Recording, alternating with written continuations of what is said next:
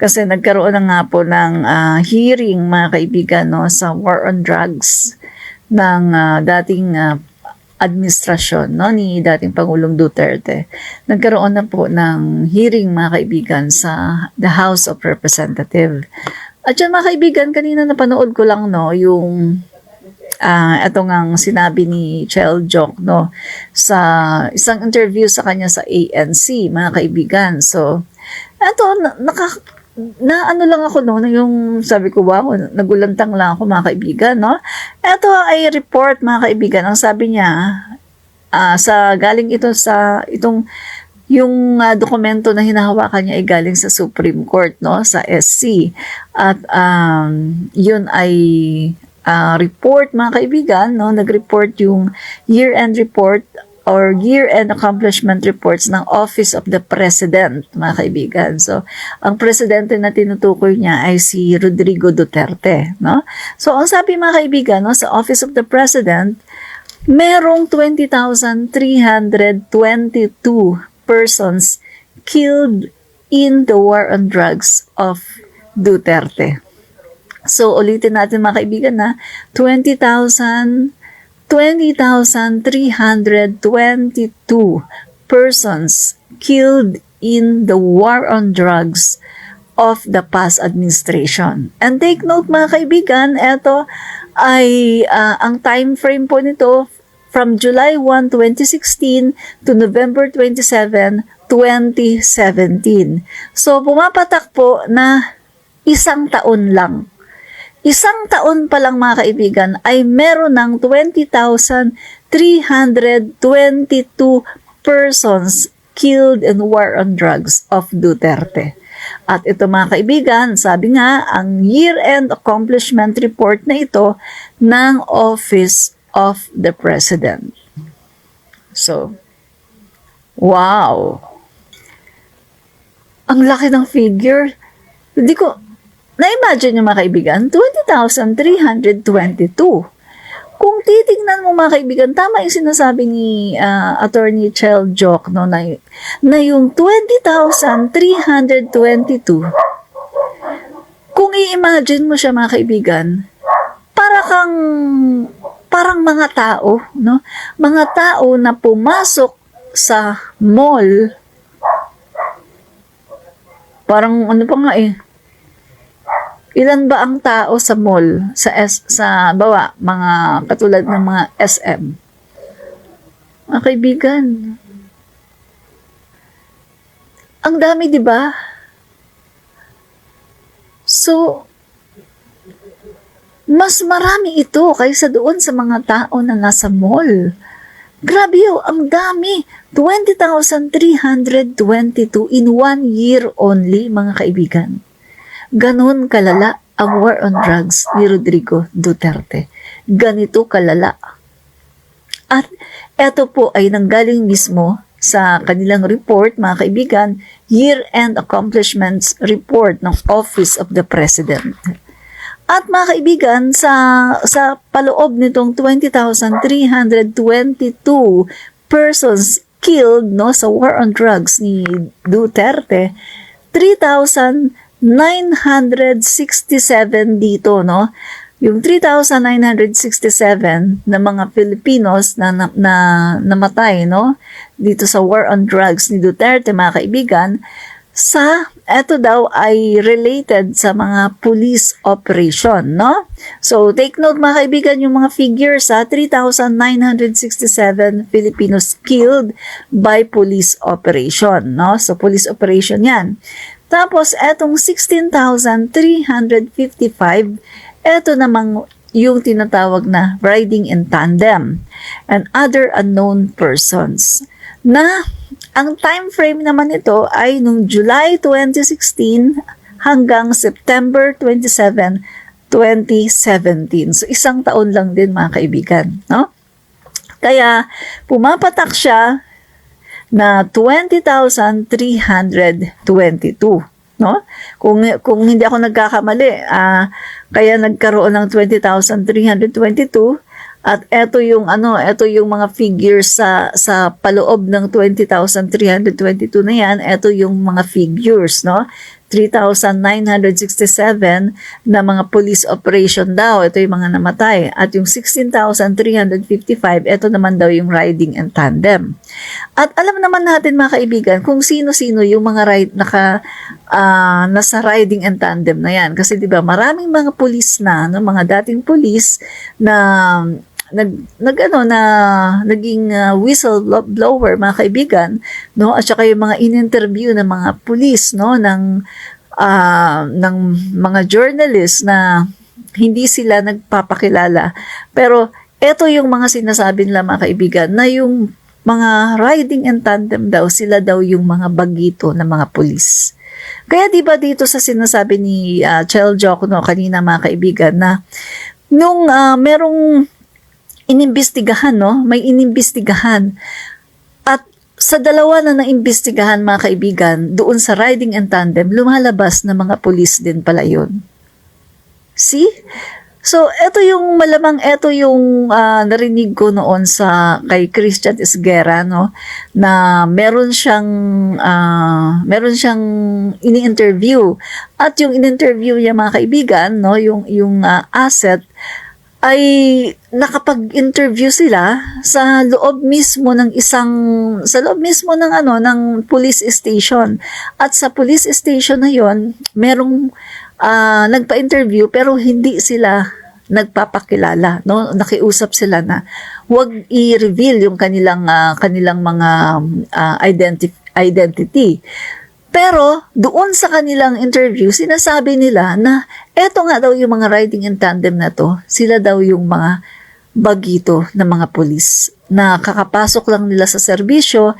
Eto yung parang nagiging, ang tawag doon, yung binyag sa kanila. At hindi daw po pwede na tumanggi ka. Kasi kapag tumanggi ka, may punishment yun. At saka pag tumanggi ka, kadalasan, ikaw yung ididiin. So, mga kaibigan, di ba, sa mga vlog ko nga dati, ang sabi ko, sa panahon po ni Duterte, no? Parang ginawa niyang parang ginawa niyang kriminal. Ginawa niyang monster yung ating mga kapulisan. Ang ating mga kapulisan na pagpasok nila dyan sa serbisyo, ay yung mindset nila ay para makatulong. Para maging instrument of peace para makatulong sa mga taong bayan na nangangailangan ng kanilang tulong. Pero ang nangyari sa panahon ni Duterte, nag-iba. Kasi nga, bagito kang pulis, no? Kakasumpa mo lang na gagawin mo magliligtas ka sa mga nangangailangan, at gagawin mo ang lahat para makatulong sa bayan. Pagkatapos ganito yung gagawin, ganito yung ipapagawa sa'yo.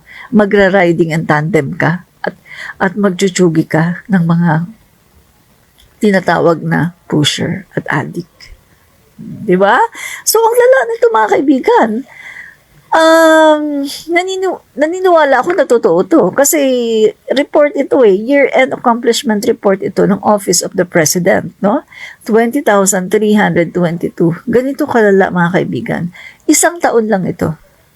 So, kung ang time frame nga nito, ito sinasabi dito, July 1, 2016 hanggang November 2017, isang taon lang. So, ibig sabihin mga kaibigan, kung titingnan natin, kung isang taon lang itong 20,322, kung isang taon lang na nangyari yan, yung mga namatay na yan, ay isang taon lang yan nangyari. So, ibig sabihin, mas malala pala. Hindi lang, baka aabutin pa ng mga nasa 60,000 o 50,000. Sige, 50,000 ang mga natsugi. Kasi biruin mo, 20,322. 1 year lang. So kung titingnan natin, parang ginawa lang na manok ang buhay ng mga tao. Ang buhay ng mga Pilipino, parang ginawa lang na manok. Hindi nga manok parang langgam. O langaw. O patay. Patay ka. Patay. No? Parang ginawang lang, insekto. Langaw. O kaya, kahit basta insekto, napakabilis mong itsugi. Diba? Parang ganun ang lumalabas mga kaibigan. Kaya sabi ko, wow, dapat na talaga itong imbestigahan mga kaibigan, kasi biruin mo, isang taon lang. umabot na ng 20,322 ang namatay sa war on drugs ni Duterte. Isang taon pa lang. E paano naman yung 2018, 2019? Paano naman yun? 2020, kasi hanggang ano lang to, 2016 to 2017 eh. So paano naman yung 2018, 2019, 2020, 2021? Paano naman yun? At yung first quarter ng 2022, paano naman yun mga kaibigan? Kung eto, isang taon pa lang, umabot na ng 20,322 ang namatay sa war on drugs si Duterte. How much more yung mga remaining years? Mga kaibigan, 6 na taon po si Duterte. Isang taon pa lang itong 20,322. So kung atin pong ita-times po natin, tanggalin na natin yung butal, yung 322, 20,000 na lang yearly, 2016, 2017, 20,000 yan, 2018, another 20,000, 40 na yun. 2019, another 20,000, edi 60 na yun. Diba? Meron bang 2020, 2021? Diyos ko, parang mga nasa 90. O lalampas pa. Diba? Ang dami, mga kaibigan. Pagkatapos si Duterte, wala man lang at least until now, mga kaibigan, wala man lang nakapagsampa sa kanya ng kaso na kung itsugi niya yung mga kababayan natin para lang siyang tsumutsugi ng lamok. Si mga kaibigan, Tapos, sabi pa dito, mula noon mga kaibigan, 52 cases. Sa 52 cases that they have investigated out of 20,322 deaths. Ito mga kaibigan yung mga yan, itong 20,322 deaths na yan, yan ay hindi man lang sila nasistensyahan ng korte, ni wala man lang silang due process. Diba? Kasi ang kasi ni Duterte mga kaibigan, ayan pinaghihinalaan. Guys, matindi dati sa panahon ni Duterte kasi mailagay ka lang doon sa listahan. Kasama ka na sa tukhang, guys. Kaya nga, di ba yung mga tao doon, mailagay ka lang sa listahan, sa barangay, kasama ka na sa ganito. Tukhang. Di ba? Kumbaga, wala man lang ebidensya na totoo. Di ba? Mga suspected, sinususpetsahan pa lang na nagdodroga o nagpupusher. Suspected pa lang. Igaganon ka na, guys. As in, wala talagang due process. See? Ganyan po ang gobyerno noon ni Duterte. Kaya nga talaga, mga kaibigan, hindi ko maintindihan kung bakit meron pa rin mga bobo, mga tanga. Sa bagay, kaya nga bobo at tanga. Kasi hindi sila nakakaintindi, di ba? Hindi gumigising ang kanilang mga mata, tulog sila palagi sa katotohanan. At okay lang sa kanila kahit sinutsugi lang ang mga Pilipino na walang due process. Hindi man lang malaman kung talagang totoo ba yan o talagang nagdodroga yan o yan ba ay nagtutulak. Walang due process. Nailagay ka lang sa listahan. Halimbawa, pinagtripan ka lang ng isang pulis o nagalit lang sa iyo yung barangay chairman o pinalagay yung yung pangalan mo sa listahan. Kinabukasan, isasama ka na sa tukhang. Ganyan mga guys ang nangyari noon sa panahon ni Duterte. Kaya nga 'di ba, ang talagang panawagan natin, ipapasukin na talagang ICC kasi kita nyo sa dami ng mga namatay. 1 year only mga guys, 20,322, isang taon lang ito, isang taon pa lang. Ang time frame niya mga guys, ito ang time frame na, July 2016 to November 2017. Eh di isang taon lang ganito na. Eh 6 na taon siya naging Pangulo. Tapos meron pa siyang war on drugs. 20 years siya na na naging mayor. Pagkatapos yung anak pa niya. O yung anak niya, wag na natin isali, iba naman 'yon. Bahala na yung anak niya. Merong yan may ibang kaso naman yan, no? Yung ang anuhin natin dito, yung kay Duterte, no? So si Duterte sa pagiging mayor niya, meron na siyang war on drugs, 'di ba? So guys, pag ini-imagine ko, parang nasa 90,000 ang mga natsugi ni Duterte.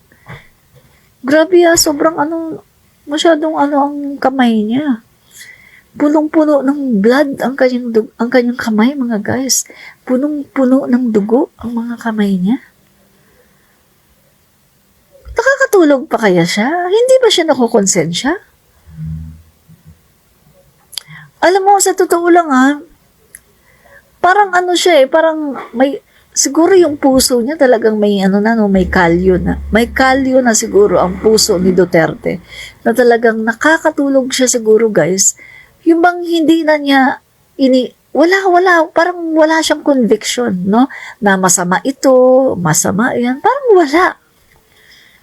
No? Kaya nga mga guys, talagang dapat talaga papasukin na dito ang ICC. Kasi ang ICC lang talaga ang makakapag bigay ng hustisya sa ating mga kababayan. Biruin mo, 20,322. Diba? Merong isang DD sheet dito. Sabi ng DD sheet, budulistang gurang. Alam mo, DD sheet, no? Pakita ka muna ng mukha mo, no? Ayan, mukha mo, isa ka ba sa sumutsugi sa panahon ni Duterte? Isa ka ba doon? Alam mo, kayo ang mambubudol Binudol nyo ang mga Pilipino. Kahit ano pang sabihin nyo, ang idolo nyo ay, eto, Year-End Accomplishments Report of Office of the Presidents, 20,322 persons killed in war on drugs of Duterte. Hindi nyo yan may pagkakaila. Kaya kahit anong sabihin nyo dito, sabihin nyo, gurang, low, you can say whatever you want. Gurang, pangit, o kahit ano pa man, pero hindi mawawala yung katotohanan na yung puon ninyo ang daming tsinugi. Diba? Kaya mga guys, nakakatulog pa kaya si Duterte? Parang may kalos na ang kanyang puso, ang kanyang isipan. Nakakatulog ba kaya si Duterte? Grabe, no? Grabe talaga mga guys. Sobra. Grabe. Tapos mga kaibigan, talakayan lang natin konti, no? Biro mo 20,322 persons killed. Pero 52 cases lang ang naimbestigahan ng DOJ.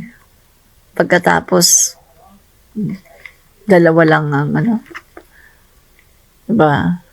Ewan ko ngayon kung anong update mga kaibigan, no? So, kaya talagang kailangan ng papasukin dito ang ICC, no?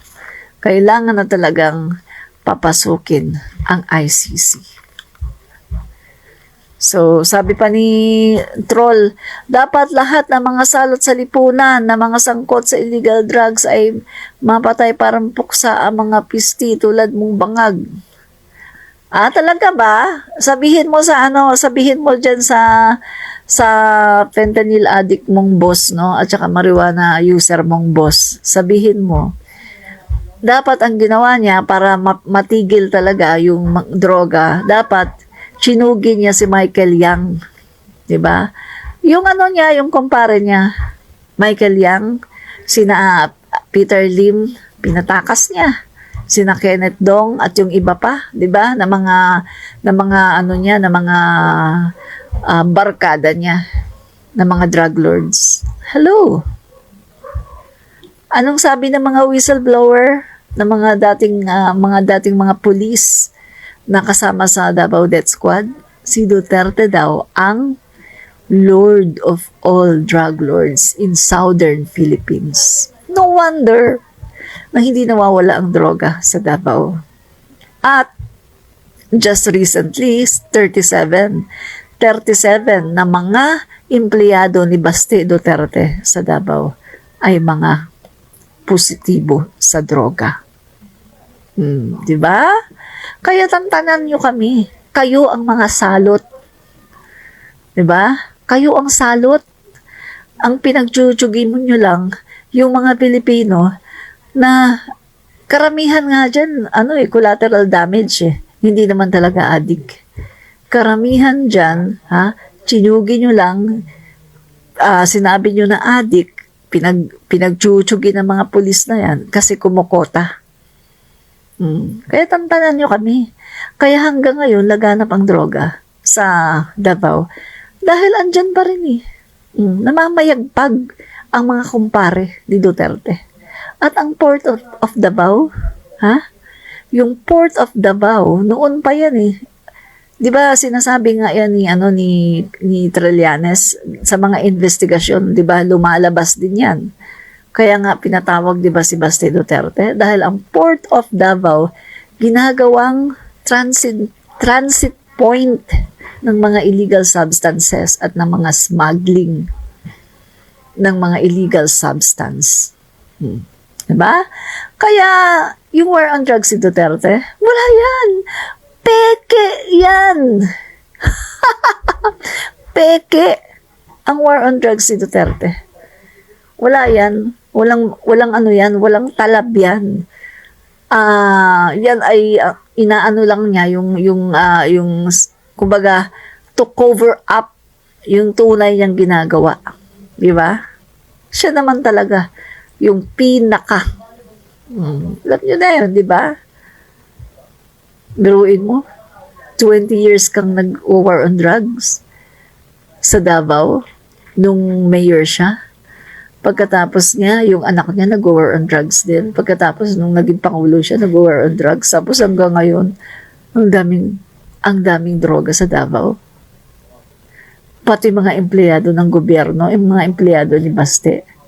37, lahat nagpositibo sa droga. Sabi ko nga, bakit yung mga empleyado lang ang tines? Dapat yung mayor din nila. 'Di ba? Kasi sa totoo lang kung i-test yung mayor nila, positibo 'yan. Dahil mismo sa bibig ni Duterte, sinabi niya na sa Davao daw, maraming mga mayor ang nag-cocaine. From the mouth of Duterte. Kaya nga, di ba ang tanong ko, kasama ba yung anak mo dyan? Sa sinasabi mong maraming mayor sa Davao na nagko-cocaine, kasama ba yung anak mo? Diba? Kaya dapat, hindi lang yung mga empleyado ang dapat na pinapadrug test niya. Dapat si Baste din ay magpa-drug test. Diba? Yun lang yun eh.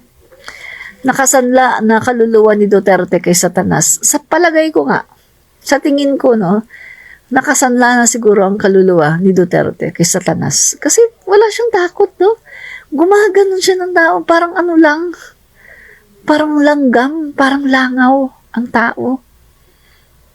Grabe, di ba mismo sa kanyang yung kwento niya na sabi niya, hindi daw niya alam kung ilang bala ang pumasok doon sa tao. Inano daw niya. Sabi niya, I kill 3 of them. I don't know how many bullets of my gun enter their body. Diba? Nagyayabang siya, diba? Doon sa isa ng interview. Meron ako niyan. Dito sa TikTok ko. Meron yan. Nakapost yan sa TikTok ko na sinasabi mismo ni Duterte na siya ay pumatay ng tao. Diba? So kaya mga kaibigan, kita nyo tu- 1 year lang ito, 20,322 persons killed in war on drugs of Duterte. 1 year lang ito from July 1, 2016 to November 27, 2017. Isang taon lang yan. Paano naman ang 2018? Paano naman ang 2019? Paano naman ang 2020? Ang 2021 at ang first quarter ng 2022? Diba? Ilan ang namatay doon?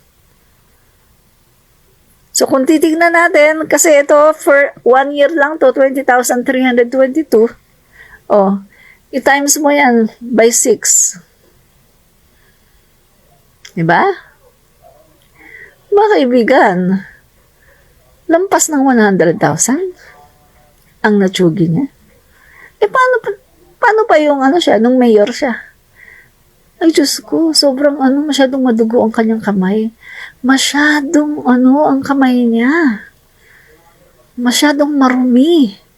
Masyadong balot na balot ng dugo ng mga Pilipino. Guys, hinihintay na siya ni Satanas sa hell. Kaso lang, natatakot lang si Satanas sa kanya kasi baka agawan siya ng pwesto. Diba? Grabe mga guys ang ginawa ni Duterte noon. Kaya sa tingin ko talagang dapat nang papasukin dito ang ICC. Dapat na talagang papasukin ang ICC para talagang magkaroon ng hustisya yung mga kababayan natin na wala namang kinalaman dyan sa droga. Pero natsugi.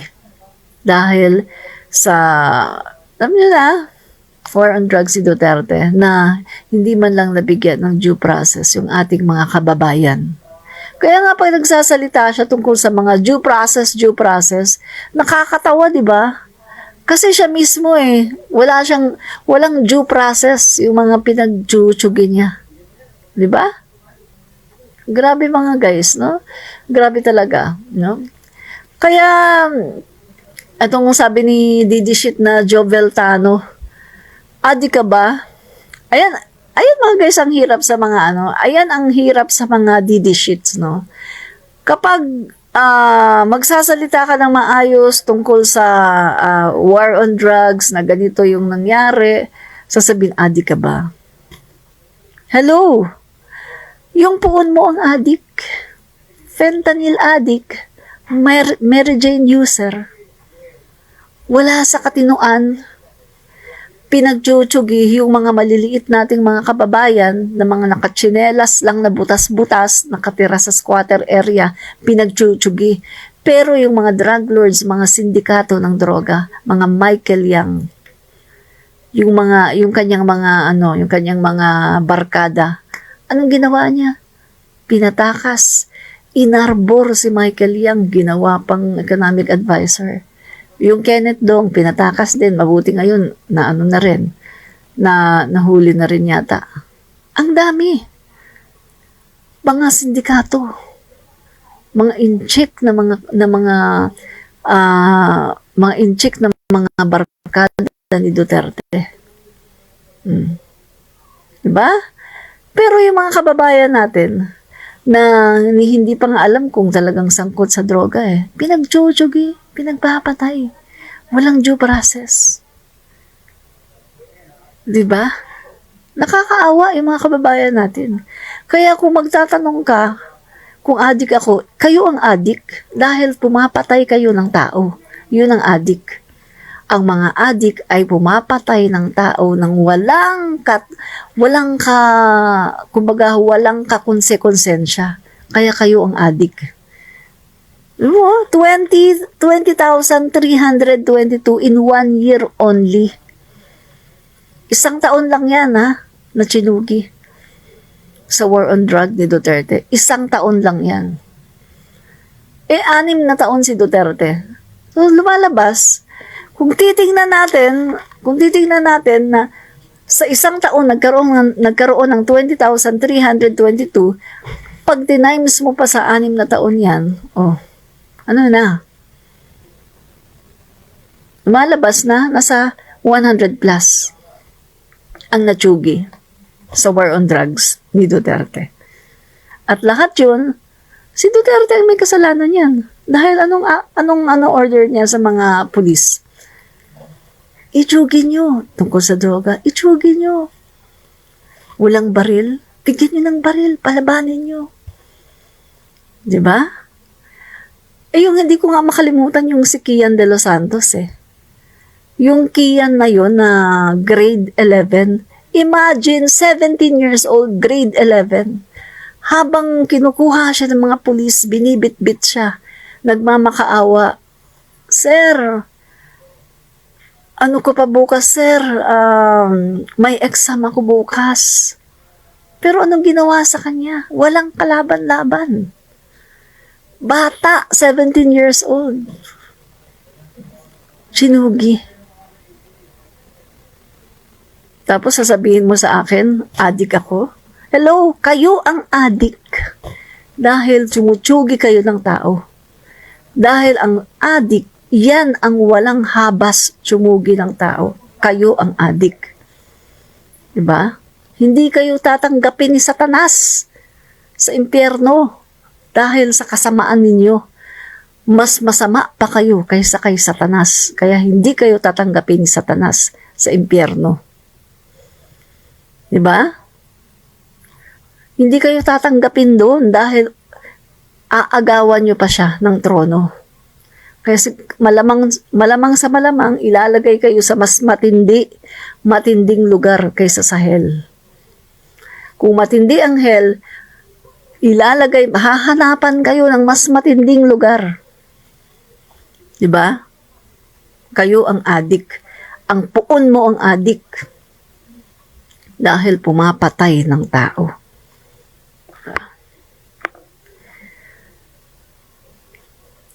Nakakaano mga kaibigan, no? Kaya alam nyo, sa totoo lang si Duterte ngayon, sa tingin ko si Duterte, nagtatago talaga yan. Kasi mga kaibigan, di ba sabi ni Trillanes, according sa kanyang reliable source, June na kasi mga kaibigan darating ang ICC. Maglalabas ng warrant of arrest. No? So, kaya, kita nyo si Duterte, magtatago yan talaga mga kaibigan. Magtatago yan. Tapos, si Kibuloy, nagtatago din. Pero, ang kagandahan nito, mga kaibigan, di ba? Nirelieve, dinismiss yung mga, nirelieve yung mga police, no, ng Davao at pinalitan sila ng SAF. Special Action Forces, di ba? Pinalitan sila. So, kaya yan ginawa niyan kasi para yung paghahanap kay Kibuloy ay talagang maging maayos. Kasi alam naman natin mga kaibigan, huwag na tayong maglokohan. Yung mga pulis Davao na yan, sa tingin nyo, hindi nila alam kung nasan si Kibuloy. Hindi ako naniniwala na hindi nila alam kung nasaan si Kibuloy. Hindi lang talaga nila hinahanap si Kibuloy dahil alam naman natin, di ba? Duterte yan Davao. Pagkatapos si Kibuloy, best friend ni Duterte. So malamang may mga cover-up dyan, mga kaibigan. Huwag na tayong maglokohan. May cover-up dyan. Di ba? Kaya, maganda yan, no? Pinapakita lang ng ating Pangulo, ng Marcos administration, na itong administrasyong ito, talagang very serious pagdating sa may mga krimen. Kita nyo nga nangyari sa Bamban Tarlac, di ba? Tinanggal yung mga pulis. Pinilipat sila ngayon sa ibang unit. Tinanggal sila pagkatapos pinalitan ngayon yung mga pulis dyan. Di ba? So, kita natin kung gaano kaseryoso yung Marcos administration para labanan ang mga kriminalidad. Ito talaga yung totoo na war on drugs. Ito talaga yung tunay na paglaban sa kriminalidad. Hindi katulad sa ginawa ni Duterte. Yung ginawa ni Duterte, hindi naman paglaban sa kriminalidad yun Paglaban sa kanyang mga kalaban sa business. Ay yung sinasabi di ba ni Las Cañas na yung mga inaano ni Duterte yung mga halimbawa yung mayor ng Cagayan de Oro si Parahinog Kasi kalaban yun. Kalaban yun sa business. At si Paruhinog daw, ang di umano, sabi ni Las Cañas, ay marami ng alam tungkol sa operasyon ni Duterte tungkol sa mga illegal na droga. Marami ng alam. Kaya ginanon daw yun, yung mayor na yun. But mostly, yung mga pinangalanan niya doon sa may mga general pa, nasaan? Nakulong ba? Wala. Sino lang ng mga natsugi? Yung mga mahihirap nating mga kababayan. Kinabukasan, makikita mo, oy, may nakahandusay. Ay, ano daw yan eh? Adik daw. Pagtingin mo, butas-butas ang tsinelas. Halata mo na from squatter area. Tapos, kamukat-mukat mo, kinabukasan, may mga natsugi na naman sa iba-ibang lugar. Pag tinignan mo yung mga itsura, mga luma na mga damit, mga butas-butas, halatang-halata mong nanggaling sa mga depressed area, sa mga squatter area. Yun lang ang kaya ni Duterte. Kasi alam niya na kapag pinatsugi yun, wala namang yun eh, hindi naman makakalaban yun eh. Hindi nga kakayanin nun na mag-hire ng abogado. Alam niya na hindi yun makakalaban. Pero yung mga yung mga drug lords, mga sindikato, hindi niya kinakaya. 'Di ba? Hindi niya kaya. At yung iba doon, talagang yung mga incheck na kanyang mga kaibigan, anong nangyari? In-spare niya. Imbis na hulihin niya, hindi niya hinuli. Ginawa pa niyang economic advisor. 'Di ba? At yung mga nag-imbestiga, yung mga investigador, yun ang kanyang pinapahunting, sina Asierto. Eh, anong sabi ni Asierto? Wala naman akong kasalanan. Ang kasalanan ko lang naman, inimbestigahan ko si Michael Yang. At nalaman ko na ito ay sangkot sa droga. At nung ibinigay daw niya kay Duterte, yung kanyang investigasyon, ayun, nagulat na lang siya na siya na ang pinaghahanap. Siya na ang, kumbaga, binaliktad siya. Diba? Kaya mga kaibigan, pag-pray lang natin, ako talaga pinag-pray ko mga kaibigan na magkaroon talaga ng hustisya, no? Magkaroon ng hustisya ang ating mga kababayan. Pag-pray lang natin mga kaibigan, alam ko na meron talagang divine justice. Hindi naman talaga natutulog ang Diyos no? Hindi natutulog ang Diyos. Alam ko na magkakaroon talaga ng divine justice. Magkakaroon ng, kung hindi man ngayon, o baka sa makalawa, o baka sa isang taon. Pero naniniwala ako na lahat ng mga kasamaan dito sa mundo, may katapusan yan at meron niyang kabayaran. No? Kung hindi man sila magbayad sa pulisya, or guys, may karma na tinatawag. No? Ang Diyos ang magpapanish sa kanilang mga kasamaan. Ba? Naniniwala ako dyan, mga guys. Maria Lea Umbion, gandang gabi po, Admin Rich. Magandang gabi din po sa inyo. Sabela Duenas Agapito, salamat po sa panonood. Joel Tano, dapat isa ka na sa natukhang or isa sa family, maramdaman mo ang nararamdaman ng mga biktima. You are totally ka. Narap o bitter ang palaya, sarap lagyan ng itlog at kamatis sabay gisa. Oo nga po no? Alam nyo kasi itong mga DD sheets, ang ugali ng mga DD sheets, kapag against ka doon sa pagchuchugi, no? Yung ginagawa ni Duterte na chinuchugi yung ating mga kababayan, kapag against ka doon, sasabihin, adik ka? Hello, kayo ang adik dahil kayo ang pumapatay ng tao. Diba? Tingnan nyo ngayon tingnan nyo nga ang war on drugs ng ating Pangulo. Diba? Napaka-successful ng war on drugs ng ating Pangulo. Pero may namamatay ba na marami? Wala. Kung meron mang namamatay, talagang lang talaga yun, talagang casualties talaga yun. Yung totoo talaga na casualties. Unlike sa panahon ni Digong, na talagang hindi naman talaga siya casualties kundi talagang sinadya talaga. No? Magandang gabi po, Madam, watching from Cavite. Ronel Crisologo, salamat po sa panonood. Kasi, yung concept ng mga Duterte sa war on drugs, ang sa kanila kasi, tsaka ng mga DD sheets ang bababaw ng utak. Mababaw ang utak ng mga Dutertes at ng mga DD sheets. Ang akala nila kasi kapag war on drugs ay kailangan madugo. Kailangan daming patay, daming tsugi. Kailangan sunod-sunod. Kailangan papatayin mo yan. Ganon ang nila. Ganon kakitid ang utak nila.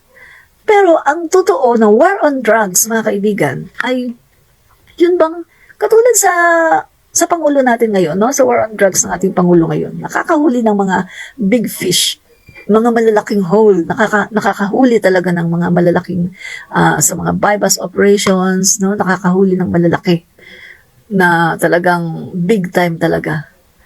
Pero, walang ganun, mga kaibigan. Kasi, ang aim din ng Pangulo natin, mga kaibigan, kaya nga, di ba, magtatayo ng mga rehabilitation. Kasi, mga kaibigan, i-rehabilitate mo yung mga yan. Kasi, di ba, sinasabi nga na ang drugs, mga kaibigan, yung pagiging addict, yan ay medical problem. Kailangan yan mo yan, kumbaga, i-treat mo yan. Medical problem yan. Katulad din ng, mga kaibigan, si Leni Robredo, ganyan din yung niya eh. Pareho sila ni PBBM, no? Yung sinasabi ni Leni Robredo, pareho sila ni PBBM, mga kaibigan. Ngayon ko nga lang na-realize, no, matalino ba talaga si Leni kaysa kay Sara? Totoo lang, mga kaibigan, kasi kita nyo, alam din ni Leni na ang problema sa droga ay medical problem. No? So, ngayon, i-treat mo yan. Kailangan iparehab mo yan. Pag gumaling yan, at nabigyan niya ng second chance, nabigyan niya ng magandang trabaho, mga kaibigan, di mo alam, baka isa yan sa magiging Pangulo ng Pilipinas someday. Kaso kung papatayin mo, wala na. Hindi mo na siya binigyan ng chance. Hindi mo na binigyan ng another life yung tao. Di ba? Ganun yung mga kaibigan eh. So, dapat dapat bigyan natin ng chance yung mga kababayan natin. Kasi may mga pamilya din yan. Kayo ito tatanungin ko kayo.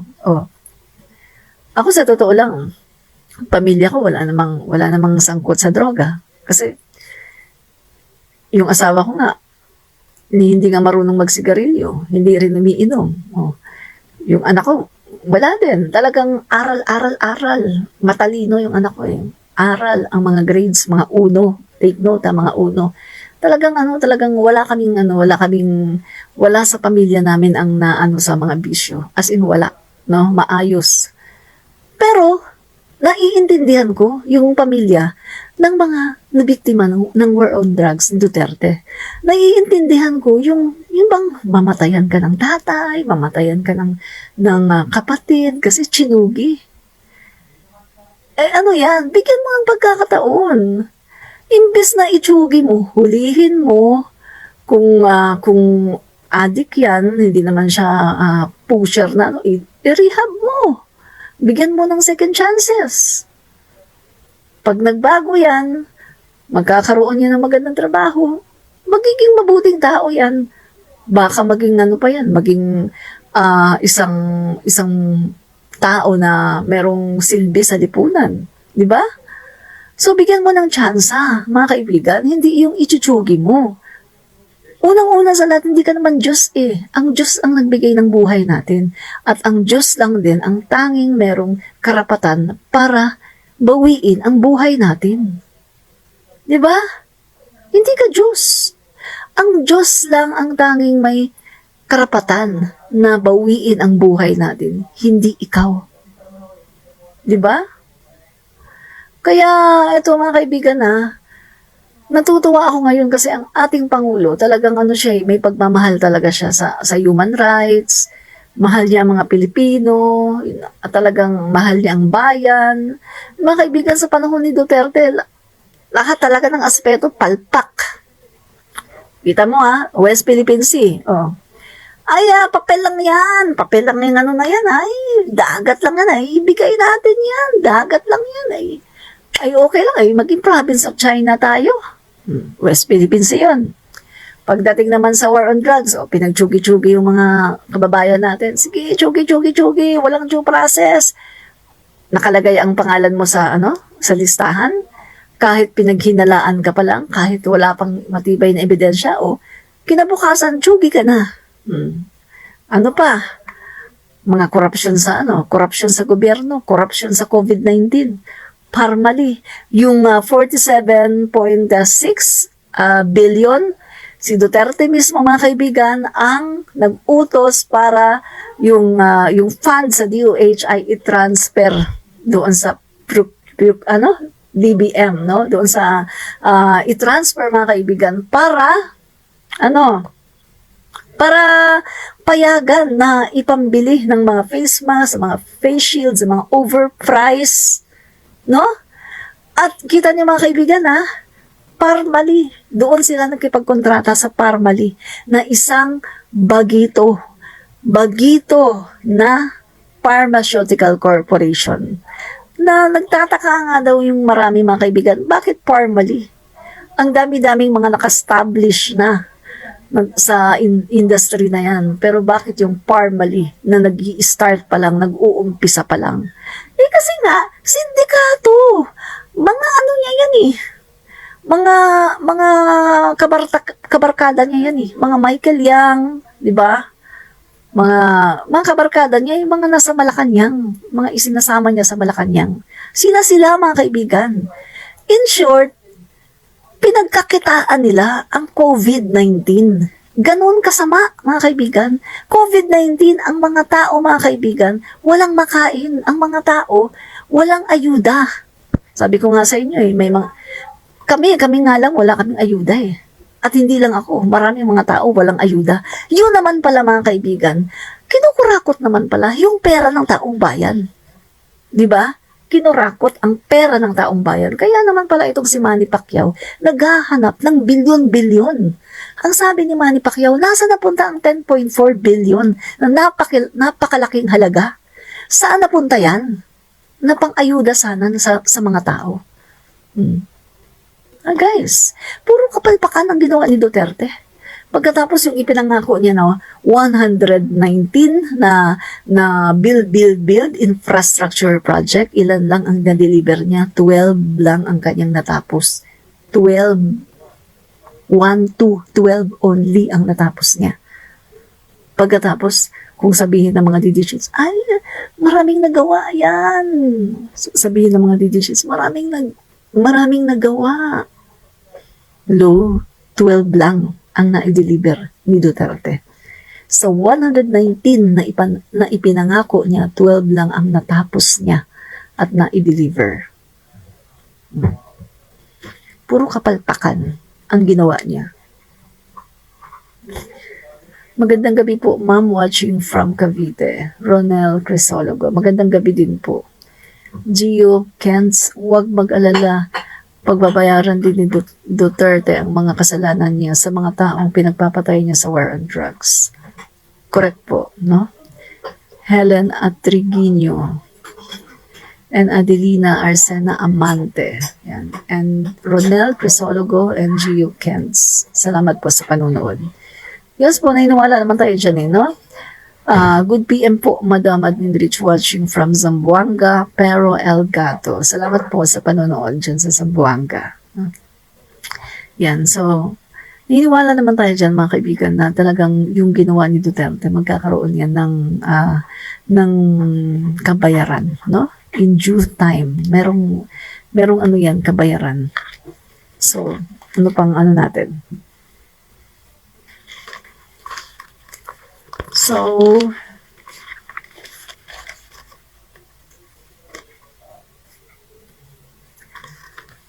mga guys, no, pag-usapan lang natin din saglit itong si Roque, mga kaibigan, no, si Harry Roque. Diba, sinampahan na sila ng kaso, no, ni Trillanes, ni Senator Sonny Trillanes. And then, hindi nga pumunta itong si Roque. Pero nagbanta siya mga guys na magsasampa siya ng counter counter magsasampa ng counter affidavit at magsasampa ng kaso na tinatawag na disloyalty to the Republic. Yun daw ang gagawin ni Harry Roque, mga kaibigan, no? Disloyalty to the Republic daw. Pero kung titingnan natin, sino ba ang disloyal sa Republic? Di ba sila? Di ba sila? Kasi mga pro-China. And even mga kaibigan, kung napanood po ninyo yung sinasabi po ni Harry Roque sa kanyang page, ang sabi po niya, tinatawag po niyang tatanga-tanga ang Pilipinas, no? Tatanga-tanga daw po tayo kasi tayo daw po, mga kaibigan, ay kesyo nagpapakatuta daw tayo sa Amerika, kesyo ganito. Mga kaibigan, yun ang kanilang narrative na tayo daw ay nagpapakatuta sa Amerika. Pero kung titingnan mo, mga kaibigan, bakit tayo humihingi ng tulong sa Amerika at sa iba-ibang mga bansa? Ginagawa natin ito kasi para maging deterrent sa China. Ginagawa natin ito kasi nga dahil sa pambubuli ng China. Madali lang naman yun eh. Kung ayaw talaga nila pumunta tayo sa Amerika or sa iba-ibang mga bansa para magpatulong tayo. Kung ayaw talaga nila, kung ayaw talaga ng China na gawin natin yun, hindi tumigil sila sa ginagawa nila. Diba? Tumigil sila sa ginagawa ng pambubuli para hindi na natin kailangan na makipag-alyansa pa at humingi pa ng tulong sa iba-ibang mga bansa, lalong-lalo na sa ating long ally, no, ang Amerika, no? So kaya naman tayo nakikipag-alyansa at talagang binubuhay natin muli, no, yung ating old treaty, no, yung ating mutual defense treaty sa Amerika ay dahil nga sa kagagawan din ng China, no? Kasi kita niyo mga kaibigan, sa panahon noon ni President Marcos hindi naman nagawa ng China to no? Pero nung tinanggal na yung mga American bases, di ba? Nung tinanggal na mga kaibigan, yung mga base militar dito sa ating bansa, tapos nawala na rin si President Marcos, simula doon mga kaibigan, ay naging malakas na ang loob ng China. No? At unang-unang mga kaibigan, 1986, no? 1986 na meron tayong isla na nakuha ng China. And then, yun na mga kaibigan, nasundan na yun. And then, ang kagandahan sana mga kaibigan, nung 2016 na nagkaroon na ng desisyon, no? Sa The Hague, nagkaroon na ng desisyon na in-award po sa atin yung West Philippine Sea, yung na atin yan mga kaibigan, no? Tayo ang may karapatan dyan. Yung yaman ng West Philippine Sea ay sa atin, tayo ang may karapatan. Yun sana mga kaibigan, ginamit sana yun ni Duterte. Yun talaga ang tama, no? Dapat ginamit yun ni Duterte at kanyang pinanindigan yung pagkapanalo natin sa arbitral ruling, no? Doon sa The Hague. Kaso, ang ginawa ni Duterte, nung natanggap niya yon 2016, natanggap ng Pilipinas yung ruling, anong ginawa niya? Papel lang daw yun. Wala naman daw yung bearing kasi papel lang daw yun, damukusin mo lang daw pagkatapos tapon mo sa basurahan. Wala daw kwenta yun. Yun ang sinasabi ni Duterte. At yan din ang sinasabi ng China, na papel lang nga yun. Diba? So mga kaibigan, kung ang ginawa ni Duterte noon ay pinanindigan niya ang 2016 arbitral ruling, mga kaibigan, hindi tayo ngayon magkakaganito. Hindi tayo mahihirapan ngayon. Sana, kung meron mang pambubuli ang China, kaunting-kaunti lang. Diba? Pero bakit ngayon nahihirapan tayo ng ganito? Sobra-sobra. Kasi nga mga kaibigan, no? Nagkaroon pa si Duterte ng gentleman's agreement, di umano. No? Nagkaroon siya ng agreement sa China na yan, walang mag-aayos ng BRP Sierra Madre. Huwag na nating pakialaman ng BRP Sierra Madre. Walang aayusin dyan. And even mga kaibigan, no, nalaman natin na kahit yung kanyang mga opisyales, mga kaibigan, ay sinasabihan niya na huwag na natin pag-usapan yung tungkol sa West Philippine Sea. No, huwag na nating i-broadcast. Kung mag-uusap tayo tungkol sa West Philippine Sea, yung tayo-tayo lang. Huwag na yung malalaman ng ibang bansa, malalaman ng China kasi nga pinoprotektahan ni Digong ang feelings ni Xi Jinping. Ayaw niyang may marinig si Xi Jinping na pangit na sasabihin. Diba? Yan ang nangyari mga kaibigan. Kaya ngayon sa panahon ni PBBM, talagang hirap talaga. Andito lahat ng mga pambubuli. no? Pero take note mga kaibigan, ha, take note, sa panahon din ni Duterte, nagkaroon ng 200, kalimutan ko yung eksakto 200 plus mga kaibigan, na protesta, no? Nagkaroon ng 200 plus na protest mga kaibigan, no, sa The Hague, no. Nagkaroon tayo ng protesta mga kaibigan para pinoprotesta natin doon yung mga ginagawa na pambubuli ng China. 'Di ba? So, yun mga kaibigan, isang katunayan na kahit himod na ng puwet si Duterte dito kay Xi Jinping ay patuloy pa rin ang ginagawa ng China na pambubuli sa ating mga mangingisda. And even mga kaibigan, ang masama pa nito, yung mga mangingisda natin, ito mga kaibigan, kinikwento to ng mga fisherman sa Masinloc no, nung pumunta kami. Ito pala mga kaibigan, ang ginagawa pala ng mga Chinese Coast Guard noon, pag medyo nakapasok yung, ito sa panahon ni Duterte to ha, mga kaibigan, Duterte time ito. Pag medyo nakapasok sila doon sa Bao de Masinloc at nakakuha sila ng mga isda, mga kaibigan, hindi pa daw mga kaibigan, hindi tumatagal, dumarating na daw yung mga incheck at pagkatapos, kino-confiscate sa kanila yung mga isda. At wala daw silang magawa, kailangang pumayag sila, binibigay nila yung mga isda pagkatapos pinapalitan daw ng mga noodles. Take note, noodles na mga expired. Kita niyo mga kaibigan? Magkano ang kinikita ng ating mga mangingisda sa isda? Libo-libo mga kaibigan. Libo-libo. Pagkatapos papalitan lang ng mga Chinese na to ng expired na mga noodles. Magkano lang ang noodles? Tapos expired pa. Kita mo, yun mga kaibigan, diyan talaga pinapakita kung gaano tayo i-treat nung mga Chinese na to, no? Itong mga Coast Guard na to ng mga in-check, no? Itong CCP na yan, no? Na parang tinitingnan nila yung ating mga mangingisda na parang mga sobrang napakababang mga nilalang. Biruin mo, kukunin nila yung mga isda ng mga fisherman pagkatapos papalitan ng noodles na expired. Yung mga kaibigan, kwento yan ng ating mga kababayan na mga mangingisda sa Masinloc nung nagpunta kami. Diba? Ganyan po ang nangyari. Panahon po yan ni Duterte, mga kaibigan. Duterte time po yan. Pero may mga instances din naman na nakakapasok sila doon, medyo pinapayagan. No? Pagkatapos, maya-maya na naman, ibubuli na naman sila, pagkatapos hindi na naman makakapasok. No? Tapos kapag si Digong medyo nagmakaawa na naman na papasukin mo naman yung aming mga mangingisda. Yan. Ito lang ang kinakabuhay ng mga mangingisda namin.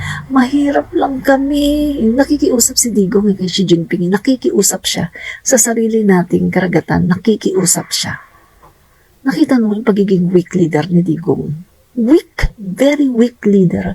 Nakikiusap siya sa mga incheck para makapag-fishing ang ating mga mangingisda. Nakikiusap siya samantalang sa atin yung karagatan. Under yan ang ating exclusive economic zone pero nakikiusap siya sa China. Kaya lalong lumaki ang ulo ng China. Kasi biruin mo, Philippine President nakikiusap sa China na makapangisda ang mga mangingisda natin. So, iniisip ng China, nakikiusap sila. So, ibig sabihin, ina-acknowledge na nila na atin yung West Philippine Sea. O sige na nga, pagbigyan natin. Total, nakikiusap so, pinagbigyan. Pagkatapos, pag na naman, ibubuli na naman, hindi na naman sila makakapasok. Ganon yung nangyari sa panahon ni Duterte. Kapag yung medyo lumuluhod-luhod na si Duterte, makikiusap, medyo paiyak-iyak na.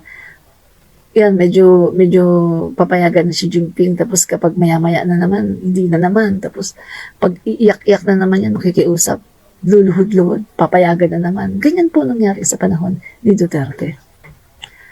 Hello, meron po siyang interview from his mouth mismo. Interview po sa kanya ng isang incheck, no? Chinese, ang tawag doon? Isang Chinese po na journalist, no? Nakalimutan ko yung tawag ng news agency na yun, no?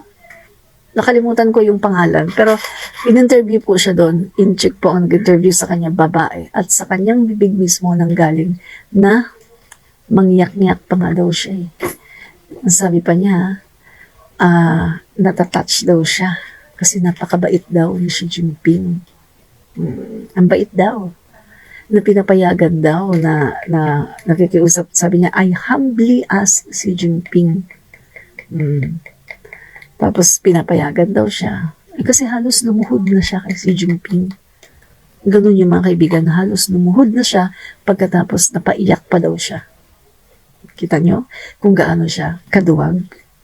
Siyempre kahit naman sino eh. Biruin mo, kahit siguro ako yung si Xi Jinping kahit siguro ako yun. Kapag ganyan na nakikita ko, ay lumuluhod na sa akin pagkatapos umiiyak na nakikiusap na payagan yung kanilang mga mangingisda. Papayagan ko rin mga kaibigan kasi ibig sabihin, once na nakikiusap ka, ibig sabihin, ina-acknowledge ni Duterte na yung West Philippine Sea, yung karagatan natin, ay hindi atin. Sa China yun. Kasi nakikiusap siya eh. Nakikiusap siya kay Xi Jinping eh. So, ibig sabihin, ina-acknowledge niya na sa China, yung West Philippine Sea. Yun, mga kaibigan. Kaya, pinapayagan na mangisda. Pero, hindi yun consistent. Dahil, yung mga lumabas na mga balita, alam naman natin mga kaibigan, na mismo yung mga mangingisda ay nagrereklamo kasi nga sila ay palagi na lang binubuli at hindi daw sila nakapangingisda ng maayos. Kasi palagi silang binubuli. Take note, mga kaibigan, himod na nga siya sa puwet ni Xi Jinping pero binubuli pa rin. Diba? Yun.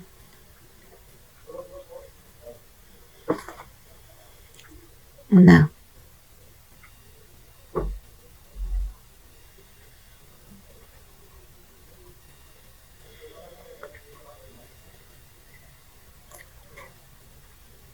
Yan, buti na wala na si Troll. Yan. So, ano pa?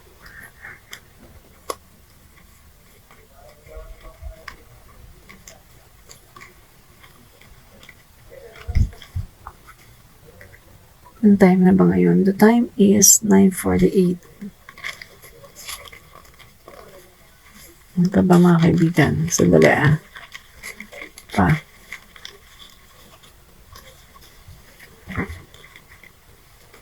Okay.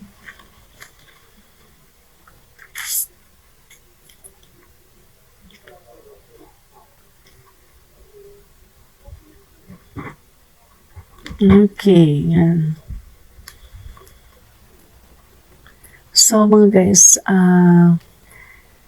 ating antabayanan, no, yung kung ano ba yung magiging resulta doon sa hearing na ginagawa ng Kongreso, mga kaibigan, dito nga sa pagta-transfer ng funds, no, from DOH, no, to PSDBM, no, mga kaibigan.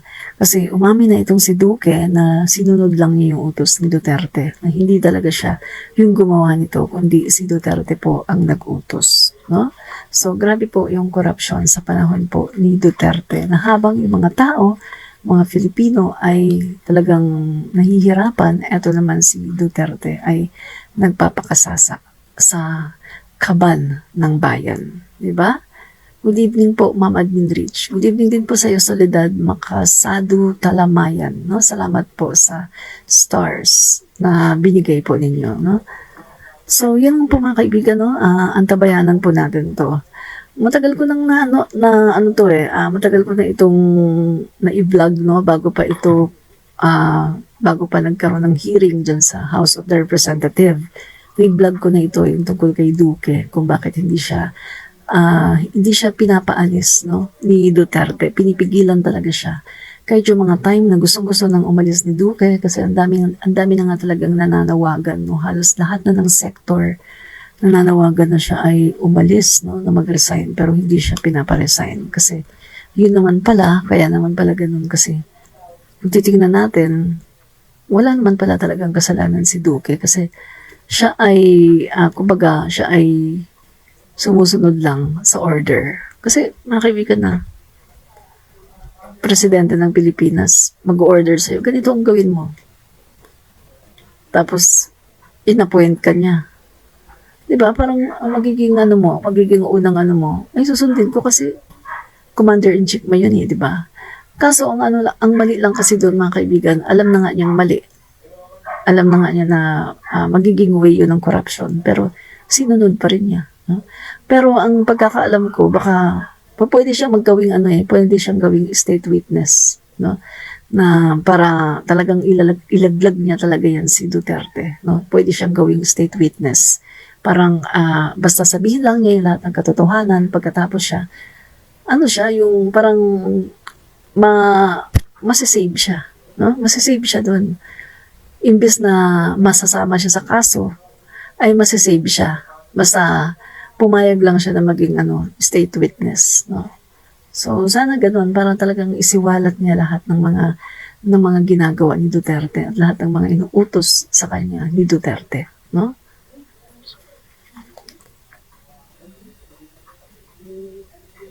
Yan.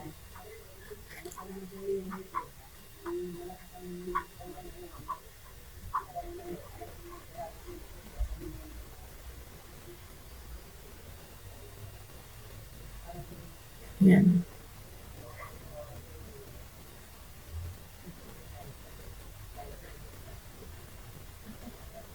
Ay, pero ano dito meron ditong naligaw na DD sheet. So, ang sabi ng DD sheet, dapat ang unang huhulihin ng amo mong adik nagpalaganap ng droga sa Pilipinas ngayon.